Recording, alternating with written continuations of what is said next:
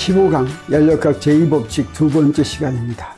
첫 시간에는 열기관이 어떻게 18세기에 도입됐는가, 어떻게 누가 이걸 처음 만들었고 어떻게 사용했고 무슨 역할을 하는가, 이런 공부를 했죠. 오늘은 열기관의 동작 원리를 좀 보겠습니다. 열기관에서는 무엇을 이용하냐면 순환 과정이라고 하는 것을 이용합니다. 먼저 열기관이 무엇이었습니까? 열 에너지를 역학적 에너지로 바꿔서 일을 하는 데 이용될 수 있도록 그렇게 만든 기가 막힌 기계였죠. 이런 열기관에서 이제 열 에너지를 일로 바꾸는데 무엇이 필요하냐면 동작 물질이 필요합니다. 열기관에서 바로 열 에너지를 일로 바꾸는 데 사용이 되는 물질을 동작 물질이라고, 열기관의 동작 물질이다, 이렇게 이야기하는데, 열기관에 존재하면서 고열원에서 받은 열 에너지와 저열원에서 방출한 열 에너지의 차이를 일로 변화시키는 그런 물질을 열기관의 동작 물질이라고 합니다. 그러면 이때 그 동작 물질을 이용을 해서 열기관이 무슨 일을 하냐면, 우리가 앞에서 열역학 14강에서 열역학 과정을 배웠죠. 열역학적 과정은 열역학적 계가 외부하고 상호작용하면서 일과 에너지를 교환하면 열역학적 계의 상태가 바뀌는, 그 상태가 바뀌는 경로, 이게 열역학적 과정이었습니다. 열기관의 순환 과정이라고 하는 것은 바로 이 열역학적 과정이 이제 원래의 상태로 한번 돌아오는 거, 이걸 순환 과정이라고 얘기합니다. 그래서 열기관은 몇 단계의 열역학적 과정을 거쳐서, 여기서 몇 단계의 열역학적 과정이라고 하는 것은 우리가 앞에서 배운 등원 과정, 등적 과정, 단열 과정, 이런 것들을 배운 거 있죠. 그런 몇 가지의 열역학적 과정을 거쳐서 하면은 처음에 열역학적 계의 상태가 처음 상태로 다시 되돌아오는데, 그렇게 되돌아올 때까지의 열역학적 과정을 바로 열기관의 순환 과정, 이렇게 이야기합니다. 그러면 이 순환 과정의 특징이 뭐냐면, 우리 어떻습니까? 우리 열역학적 계의 내부 에너지는 그 열역학적 계의 상태에 의존하는데, 그 열역학적 계의 내부 에너지가 상태가 똑같아지면 어떻게 되냐면 내부 에너지가 똑같아지는 것입니다. 열역학적 과정을 진행하면 열역학적 계의 내부 에너지가 바뀌는데, 그 열역학적 계의 내부 에너지가 증가하기도 하고 감소하기도 하는데, 그런데 상태가 다시 같아지면 원래의 열역학적 계의 내부 에너지로 된다라고 하는 것입니다. 그래서 열역학적 계의 내부 에너지를 한순환 과정이 지난 다음에 볼 것 같으면, 우리 열역학적 계의 내부 에너지 변화량은 열역학 제1법칙에 의해서 뭐가 됩니까? 델타 E는 Q 빼기 W, 열역학적 계가 받은 열 빼기 외부 한 1이죠. 근데 한 순환 과정 다음에는 열역학적 계가 다시 원래의 상태로, 똑같은 상태로 돌아오기 때문에 내부 에너지 변화량이 0입니다. 그래서 한 순환 과정 뒤에 내부 에너지 변화량은 0이다 라고 하는 게 바로 이 식이 되겠습니다. 그러면 우리 어떤 것을 알 수가 있겠습니까? 이게 0이니까 뭐가 됩니까? 여기서 자동으로 W는 Q다. 다시 말하면 열역학적 계가 한 순환 과정 동안 받은 열량은, 그것은 열역학적 계가 외부의 한 1과 같다라고 하는 것을 알 수가 있겠죠. 한 순환 과정 동안에 한 1과 같다고 하는 걸 알 수가 있는데, 이 한 순환 과정 동안의 한 1이 0보다 클 수도 있고 0보다 작을 수도 있습니다. 그래서 그걸 우리 앞에 14강에서 배웠던 그 PV 도표로 한번 설명해 보겠습니다. 그래서 PV 도표를 시계 방향 순환 과정으로 돌릴 것 같으면 어떻게 되냐면, 그때 한 일은, 자, 이렇게 PV 도표를 그렸습니다. 이게 지금 이 화살표가 바로 열역학적 과정이죠. 자, 여기서부터 시작한다면 열역학적 과정에서 압력은 낮아지고 부피는 증가하고 이런 걸 보였죠. 그 다음에 여기도 역시 압력은 낮아지고 부피는 증가하고 이랬는데, 요런 과정은, 요건 무슨 과정이냐면 등원 과정이 바로 요런 모양을 하고 있습니다. 요건 이제 등원 팽창 과정입니다. 요건 단열 팽창 과정, 요건 등원 수축 과정, 요건 단열 수축 과정, 이런 것인데, 이렇게 한번 저기가 이제 상태가 V1, P1에서 시작해서 이제 한 바퀴 삥 돌아서 다시 V1, P1으로 돌아왔죠. 그러면 한 순환 과정을 다 돌아갔다라고 할 수가 있습니다. 근데 우리가 앞에서 뭘 배웠습니까? P하고 V의 변화량하고 곱하는 것이 그 조그만 팽창이나 감소하는 동안에 한 일이었죠. 그리고 V가 팽창하면 외부의 일을 한 것이고, V가 감소하면 그러면 외부에서 일을 받은 것이었습니다. 그래서 팽창하는 동안, 요 동안은 어떻습니까? 요 아래 지금 이렇게 색칠한 게, 요게 바로 이 과정 동안에, 저기서부터 여기까지 오는 과정 동안에 이 열역학적 계가 또는 열기관이 외부의 한 일이 되겠습니다. 이 일은 0보다 크죠. 근데 여기서 이렇게 돌아가면 여기 있는 요 일은 어떻게 됩니까? 요건 수축하고 있으니까 한 일이 0보다 작습니다. 그래서 요 위에 있는 요건 요 전체는 아까는 0보다 컸던 데서 요걸 빼야 되겠죠. 그래서 요 한 순환 과정이 지나가면 그때 한 일은 뭐하고 같게 되냐면 저거하고 같게 됩니다. 근데 요 일은 0보다 큽니까 작습니까? 이건 0보다 크다고 하는 걸 알 수가 있고, 이건 이런 시계 방향의 순환 과정에서는 이건 열기관이 외부에 일을 하는 그런 순환 과정이구나 하는 걸 우리가 알 수가 있겠습니다. 근데 이렇게 시계 방향으로 돌지를 않고 반시계 방향으로 도는 그런 순환 과정도 생각할 수가 있습니다. 자, 이렇게 된다고 생각하겠어요. 자, 이렇게 된다고 한다면, 우리 먼저 여기서부터 위로 돌아가는 요 과정을 보겠어요. 요 과정은 어떻습니까? 수축하니까 요거는 외부에서부터 일을 받은 것이죠. 그래서 저 위에서, 자, 여기서부터 시작해가지고 V3에서부터 시작해가지고 저렇게 갔다고 하면 그 아래 동안 요만큼의 일은 이건 외부의 한 일이 되겠습니다. 그리고 이제 이 반시계 방향으로 밑으로 해서 다시 처음으로 돌아올 것 같으면 오는 동안의 한 일은 이건 팽창했으니까 외부의 한 일이죠. 이 외부의 한 일을 뺄 것 같으면 그 차이는, 요 차이 W는 어떻게 되겠습니까? 이 차이 W는 0보다 작다고 하는 걸 알 수 있습니다. 그리고 이런 열기관, 순환 과정이 이렇게 되면 이 열기관은 외부로부터 일을 받는 그런 순환 과정이다 라고 할 수가 있습니다. 그래서 자, 이런 순환 과정이 일어나는 열기관의 동작 원리는 이런 간단한 그림을 그려서 얘기할 수가 있습니다. 열기관은 고열원이 있고 저열원이 있습니다. 고열원은 거기에 가열하는 부분이 고열원이라고 하고, 저열원은 주위 환경을 저열원이라고 이렇게 생각하면 좋습니다. 그래서 고열원에서부터 열기관에 열을 공급합니다. 그래서 열기관에서 높은 열원은 온도가 높은, 그래서 높은 온도를 TH 이렇게 표시했습니다. 그래서 온도가 TH인 그런 고열원에서 열 QH를 이제 열기관이 흡수하게 되겠습니다. 그래서 여기가 이제 고열원은 온도가 TH인데 열 QH를 흡수한다라고 하는 뜻이 되겠습니다. 그리고 여기서 돌아갈 것 같으면 주위 환경에 저열원이 있으면 이 저열원으로 내가 열을 뺏기지 않으려고 해도 저절로 갑니다. 왜 그러냐면 높은 온도에서 낮은 온도로는 열이 저절로 흐르기 때문이죠. 그래서 고열원과 저열원의 온도가 차이가 크면 클수록 이 열은 더 많이 뺏기게 됩니다. 그래서 흡수한 열 중에서 일부인 QC는 저절로 외부의 낮은 온도인 TC인 저열원으로 흘러나간다고 할 수 있습니다. 그래서 여기가 TC고 저기가 QC가 되겠습니다. 근데 우리가 앞에서 우리 제14강에서 이런 연력학적계에서 이제 열을 흡수하고 일을 할 때 부호를 약속했죠. 열이 있으면 그 부호가 0보다 크면 그 연력학적계에서 흡수한 열, 부호가 0보다 작으면 방출한 열이라고 했죠. 그래서 열기관에서도 QH는 어떻게 되냐면 0보다 큰 숫자가 됩니다. 양수가 됩니다. 그게 이제 열기관으로 열이 들어온 것입니다. 그리고 저열원으로 방출한 열, 저 QC는 그 숫자 자체가 부호가 0보다 작다 이렇게 생각할 수가 있습니다. 그러면 어떻게 되냐?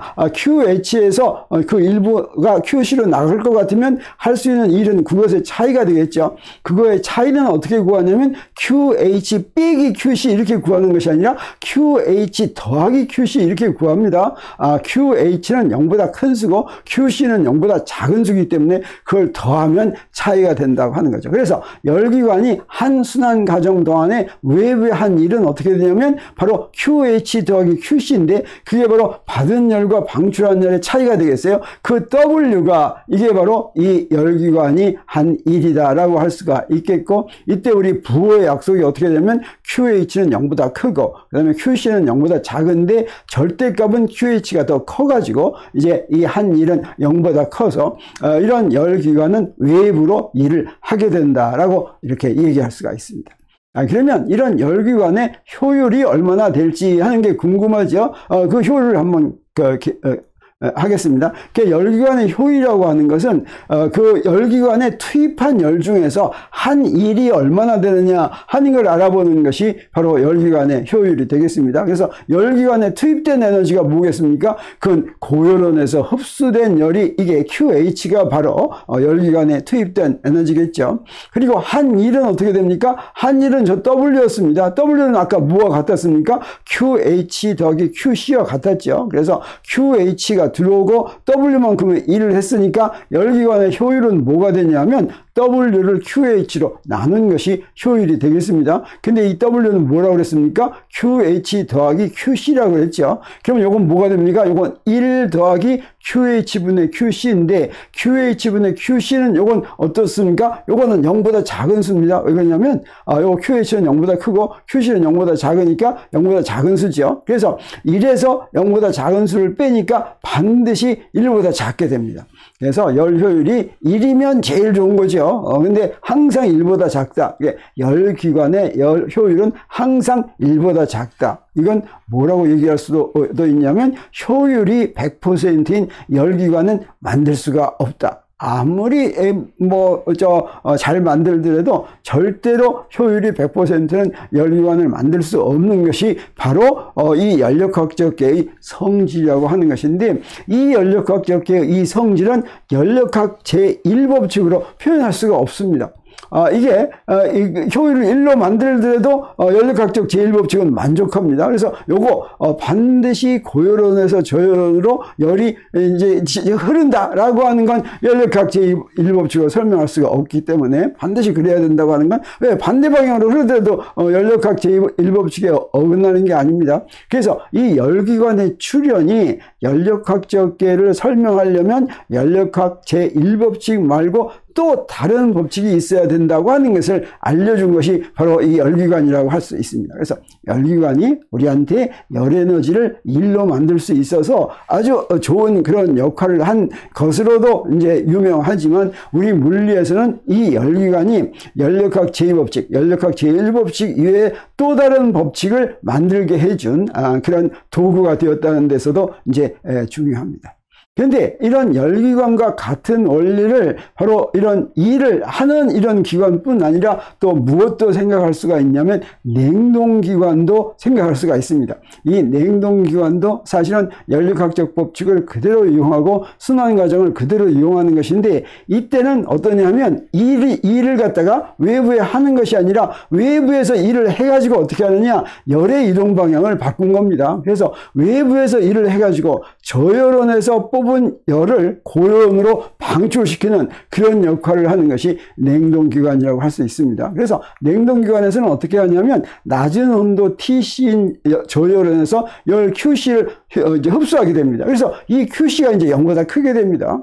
그리고 냉동기관은 외부에서 이 냉동기관에 일을 하게 됩니다. 우리 냉장고가 냉동기관인데 그 냉동기관에서는 일을 뭐 하려고 하느냐면 이렇게 열의 흐름을 거꾸로 바꿔주려고 일을 하게 되는 것이죠. 그래서 냉동기관은 외부에서 열기관으로 일을 합니다. 한 일을 이용해서 높은 온도인 TH인 고열원으로 열 QH를 방출한다. 그래서 높은 온도로 열을 방출하게 되겠습니다. 그러면 이때 이제 부호가 어떻게 되겠습니까? 이때는 QC가 0보다 크지요. 그리고 QH가 0보다 작게 됩니다. 이때 냉동기관이 한 순환 과정 동안 받은 일은 어떻게 됩니까? QH 더하기 QC인데 이때는 QH가 더 더 큽니다. 히트도 역시. 그래서 QC는 양수고 QH는 음수인데 절대값은 QH가 더 커서 1이 0보다 작게 된다라고 하는 것이죠. 이게 바로 냉동기관의 동작 원리가 되겠습니다.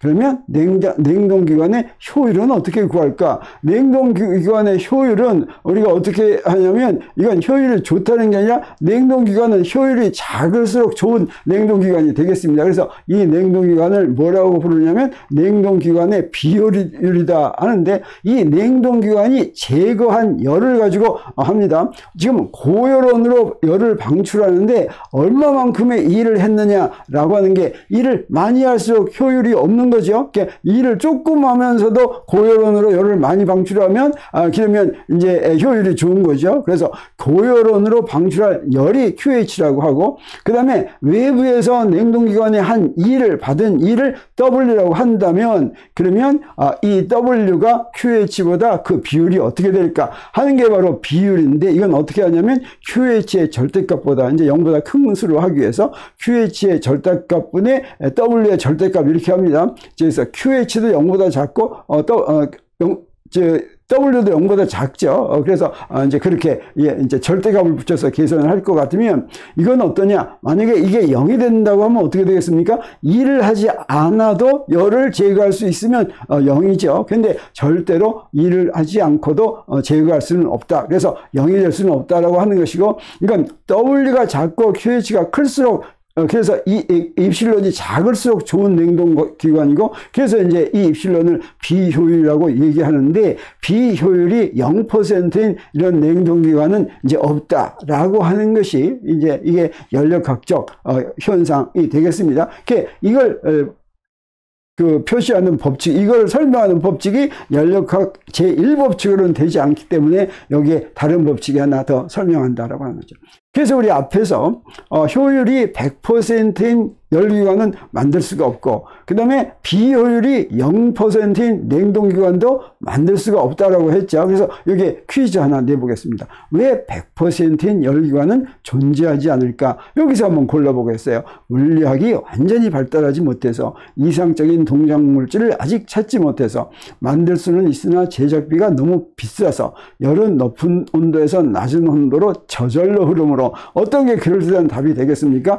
바로 이게 그럴듯한 답이 되겠죠. 그리고 이것은 다른 법칙으로는 표현할 수가 없기 때문에 이게 바로 열은 높은 온도에서 낮은 온도로 저절로 흐른다라고 하는 것이 바로 새로운 법칙, 연력학 제2법칙을 말로 하면 이렇게 표현할 수가 있는 것입니다. 그래서 열은 높은 온도에서 낮은 온도로 저절로 흐를 때 열의 흐름이란 뭐였습니까? 무질서한 운동이 이제 이동을 하는데 무질서한 운동 자체는 높은 온도에서 낮은 온도로도 가고 낮은 온도에서 높은 온도로 갔죠. 근데 알짜 이동은 높은 온도에서 낮은 온도였다라고 하는 거죠. 그래서 이거는 무질서한 운동, 즉 연력학적 현상의 특징이다라고 하는 것이 되겠습니다. 그래서 우리가 다음 시간에는 이 열기관이 연력학적 제2법칙을 이제 좀 그럴듯한 방법으로 찾아내는데 어떻게 크게 기여를 했는가 하는 걸 배우기로 하겠습니다. 그리고 그 전에 먼저 그러면 그 연력학적 법칙과는 상관없이 우리가 여러 번 했지만 열기관과 냉동기관이 인간에 미친 영향은 뭐가 되겠습니까? 이것도 우리가 잊지 말아야 되겠습니다. 열기관이라고 하는 것은 스스로 일을 하지 못하고 높은 온도의 물체에서 낮은 온도의 물체로 저절로 이동하는 열 에너지를 유용한 일을 할 수 있는 역학적 에너지로 변환시키는 장치였죠. 자, 이 열기관이 발명됨으로써 우리 인류는 어떤 이점이 있다고 했습니까? 인간 사회에서 일만한 하층 계급을 유지할 필요가 없게 됐습니다. 물론 산업혁명이 일어나고 그 다음에 그 산업혁명을 통해서 전기기관이나 이런 걸 통해서 많은 물자를 생성하고 산업을 발전시키는데 노동계급이 필요했습니다. 그래서 그 노동계급에 대한 이제 그 처우 뭐 이런 이제 부조리도 있긴 있었지만 사실은 만약에 열기관이 없었더라면 옛날의 하층 계급제도에서 하층 계급들이 이제 계속 그 상층 계급을 위해서 희생해야 되는 그런 제도를 바꿀 수가 없었겠죠. 그리고 사회가 발달하면서 노동 계급이 겪는 그런 부조리 이런 것도 사실은 많은 노동을 또는 뭔가 일을 하는 것을 인간이 아니라 다른 기계가 할 수 있는 것으로 바꿀 수가 있었기 때문에 열기관의 발명은 인간 한 사람 한 사람이 존중받는 그런 민주사회가 건설될 수 있는 여건을 제공해 주었다. 만약에 이게 없었더라면 도대체 그런 게 가능하지 않았다라고 하는 이제 그걸 알 수가 있습니다. 그래서 이런 과학의 발달이 또는 새로운 이 과학에 의한 발명이 바로 민주사회로 갈 수 있는 그런 이제 그 장치를 그 조건을 우리가 형성하게 해주었다라고 하는 걸 잊지 말아야 하겠습니다. 그리고 냉동기관은 또 어떤 특징이 있습니까? 인간의 생활을 한층 더 안락하게 그리고 윤택하게 바꾸는 그런 역할을 해줬죠. 그래서 오늘은 열기관의 동작 원리에 대해서 공부했습니다. 다음번에는 근데 이 열기관이라고 하는 것이 사실은 이게 이제 그 지난 시간에 우리가 배운 그런 열기관을 이제 발견한 것들이 어떠냐면 물리학자가 물리적인 원리를 이용해서 발견한 게 아니라 그 산업적 그 필요에 의해서 발명가들이 만든 것입니다. 그래서 이것들에 대한 물리적인 이해나 물리적인 설명이 당시에는 이제 확실하지가 못했습니다. 그런데 그 첫 번째 설명을 한 사람이 누구냐면 카르노라는 사람이 있었습니다. 카르노라는 프랑스의 물리학자가 바로 열기관의 원리를 만들었고 거기서부터 열역학적 새로운 법칙을 찾아낼 수 있는 계기가 되었는데 우리 그래서 다음 시간에는 카르노가 설명하는 기관, 카르노 열기관에 대해서 공부하게 되겠습니다.